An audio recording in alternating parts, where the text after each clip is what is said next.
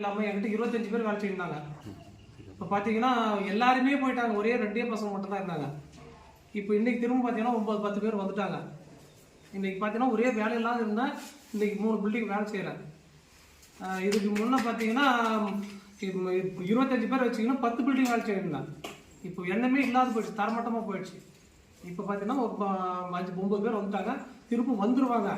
அதனால தான் இந்த அம்மா கிட்ட வந்து ஆசீர்வாதம் வாங்கிட்டு போகலான்ட்டு வந்திருக்கிறேன். இன்னைக்கு வாக்குக்கு வரல. எங்கேருந்து வந்தீங்க சொல்லுங்களா? கிருஷ்ணகிரிலேருந்து வரோம். அதே மாதிரி அந்த அம்மாவுக்கு ஒரு பிரச்சனை இருக்குது. இப்போ டைம் இல்லை. இன்னும் நெக்ஸ்ட்டு வந்து இந்த அம்மா பிரச்சனையை வந்து சால்வ் பண்ணுறேன். மக்கள்லாம் வெளியே இருக்கிறாங்க. இந்த அம்மாவை தனியாக கூப்பிட்டு வந்தேன்.